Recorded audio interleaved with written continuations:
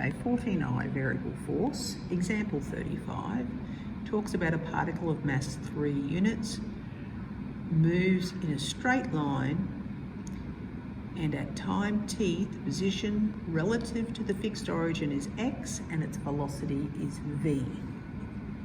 In part A, if the resultant force is 9 cos t, and v equals 2 and x equals 0 and t equals 0, find x in terms of t.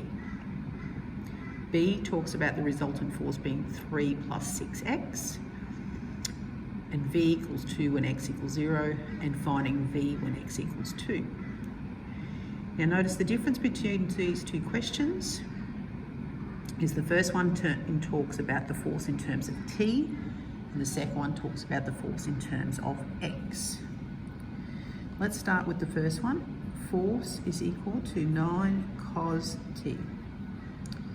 Now force we know is ma. So in this case it's going to be 3a because it's 3. So 3a equals 9 cos t. So a equals 3 cos t. So of course going then dv dt equals 3 cos t, dv equals 3 cos t dt. Integrate both sides. V equals, the 3 stays the same, and cos goes to positive sign, sin t plus c. We need to find c. If we want to find c, we know that when t equals 0, v equals 2. So we've got 2 equals 3 sine 0 plus c. Now remembering sine of 0 is 0, so therefore c is 2. So v equals 3 sine t plus 2. So we've worked out our velocity. The question asks us to find out our x. Velocity is dx dt. 3 sine t plus 2. So dx equals 3 sine t plus 2 dt. Integrate both. X equals 3. Now sine goes to negative cos plus 2t plus c. Now we know that when t equals 0, x equals 0, that was a given for us. So we're going to use that to find c. 0 equals negative 3 cos 0 plus 2 times 0 plus c. Now the difference here, cos 0 is 1, so therefore c equals 3. So x equals negative 3 cos t plus 2t plus 3. And that's our answer there. The answer for the first one. Now secondly, the resultant force, F equals 3 plus 6x. Now doing this one, that's 3a equals 3 plus 6x.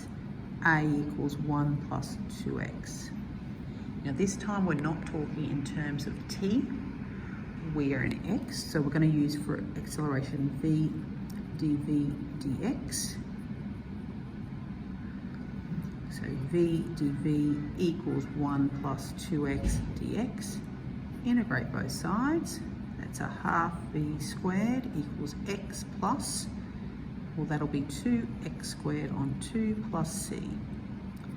Half v squared equals x plus x squared plus c. We need to calculate c. Now we know that when x is 0, v equals 2. So we're going to use that to find c. So a half 2 squared equals 0 plus 0 squared plus c. 2 squared is 4, half of that's 2, therefore c is 2. So a half v squared equals x plus x squared plus 2.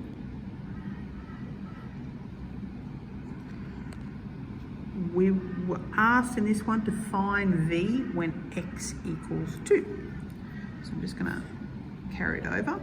So we had a half v squared equals x squared plus 2. So I want to know when x equals 2. So a half v squared equals 2 plus 2 squared plus 2.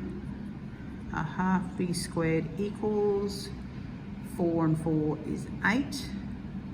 So that's v squared equals 16. V equals the square root of 16. V is going to be plus or minus 4. Remembering, because v is vector, we have, it's moving in a straight line. The positive and negative just tells you which way it's moving. And that's done.